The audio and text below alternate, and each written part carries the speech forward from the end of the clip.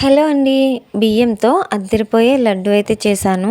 దీనిలో పంచదార వాడకుండా అచ్చంగా బెల్లంతోనే చేశాను. కలర్ కూడా ఫుడ్ కలర్ ఏమీ వాడలేదండి. పాత బెల్లం అయితే వాడాను. ఆ బెల్లం అయితే ఈ కలర్లోనే ఉంటుంది కదా, అందుకనే లడ్డు అనేది ఈ కలర్లో ఉందన్నమాట. పాత బెల్లం రోజు చిన్న ముక్క తింటే హెల్త్కి చాలా మంచిది అంటారు కదా, అలా అని డైలీ బెల్లం తినలేం కదండి. అందుకనే ఇలా బియ్యంతో బెల్లం వాడి లడ్డు అయితే ప్రిపేర్ చేశాను. బియ్యం లడ్డు ఎలా ప్రిపేర్ చేశానో చూపించేస్తాను, చూసేయండి. ముందుగా ఒక గిన్నెలోకి 2 కప్పుల బియ్యం తీసుకోండి. నేనైతే రేషన్ బియ్యం తీసుకున్నానండి. ఈ రేషన్ బియ్యం ప్లేస్లో ఏ బియ్యం అయినా తీసుకోవచ్చు. ఇలా 2 కప్పుల బియ్యాన్ని తీసుకుని ఒకసారి అయితే వాష్ చేసుకుని పెట్టేసుకోవాలి. ఈ తడి బియ్యాన్ని జల్లిట్లో వేసుకొని వాటర్ మొత్తం బియ్యం నుండి సెపరేట్ అయ్యే వరకు కూడా ఇలా పెట్టేసుకోవాలండి. ఒక క్షణం క్లాత్లో వేసుకుని ఎండలో ఆరబెట్టుకున్నా సరిపోతుంది.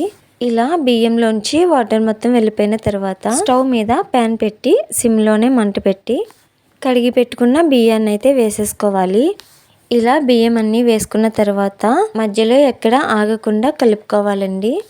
బియ్యం కొంచెం తడిగా ఉన్నాయి కదండి, ఆ చెమ్మంతా పోయే వరకు కూడా ఇలా కలుపుకుంటూ వేయించుకోవాలి.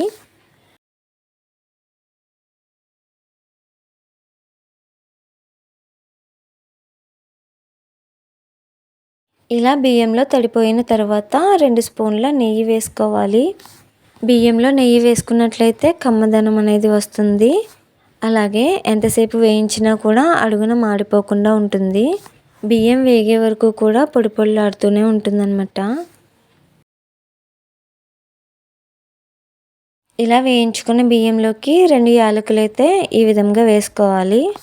బియ్యం వేగుతూ ఉన్నప్పుడే కొంచెం కలర్ చేంజ్ అవుతూ ఉంటాయి కదండి. ఇలా వేగుతున్న టైంలోనే కమ్మటి వాసన కూడా వస్తుంది. ఈ టైంలో స్టవ్ ఆఫ్ చేసి చల్లారబెట్టేసుకోవాలి. ఇప్పుడు మిక్సీ జార్ తీసుకుని చల్లారబెట్టుకున్న బియ్యాన్ని అయితే వేసుకోవాలి.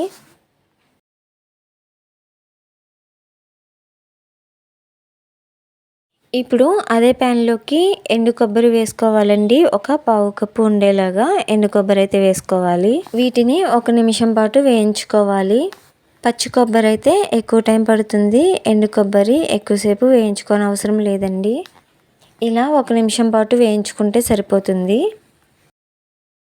ఇప్పుడు ఈ ఎండు కొబ్బరిని మిక్సీ జార్లోకి అయితే తీసుకోవాలి.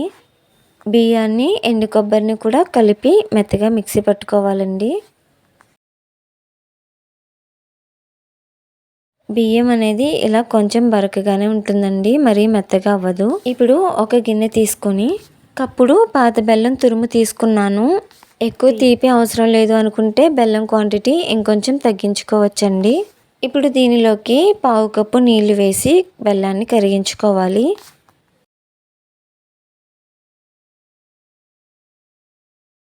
ఇలా కలుపుకుంటూ ఉంటే బెల్లం అనేది తొందరగా కరిగిపోతుంది.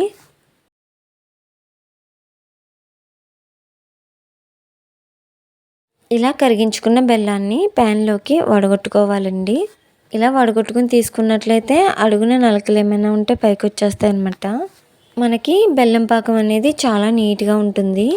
బెల్లం పాకం అనేది తీగ పాకం వచ్చే వరకు కూడా కొంచెం మరిగించుకోవాలి.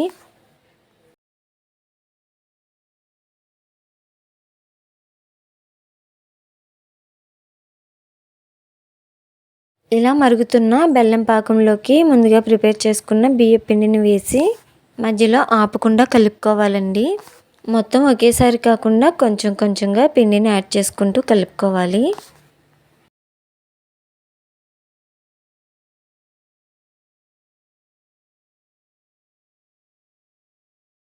దీనిలోకి కొంచెం నెయ్యి అనేది యాడ్ చేసుకోవాలండి.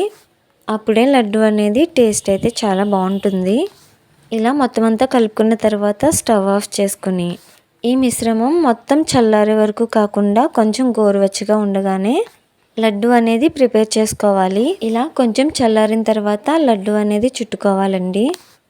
మొత్తం చల్లారిపోయింది అనుకోండి, ఈ మిశ్రమం అంతా బిగిసిపోతుంది. అందుకనే కొంచెం వేడిగా అనిపించినా సరే ఇలా లడ్డూలు చుట్టేసుకుంటే సరిపోతుంది. కావాలనుకుంటే ఏదైనా డ్రై ఫ్రూట్స్ కూడా అలంకరించుకోవచ్చు. మా పిల్లలకైతే డ్రై ఫ్రూట్స్ ఏమైనా ఉంటే నచ్చదు, అందుకని చెప్పి ఇలా ప్లెయిన్గానే లడ్డూలు అనేవి చుట్టేసాను. ఈ మిశ్రమం అన్నది కొంచెం గట్టిగా అయిందనుకోండి, ఒక 2 స్పూన్ల గోరువెచ్చటి పాలు యాడ్ చేసుకుని లడ్డు అనేది చుట్టుకోవచ్చు. బియ్యం, బెల్లం, కొబ్బరి ఇవి 3 కూడా హెల్త్‌కి చాలా మంచిది. టేస్ట్ కూడా చాలా అంటే చాలా బాగుంటుంది. మరి లేట్ ఎందుకు, ఈ ప్రాసెస్లో అయితే మీరు కూడా ఇంట్లో ఒకసారి ట్రై చేసేయండి.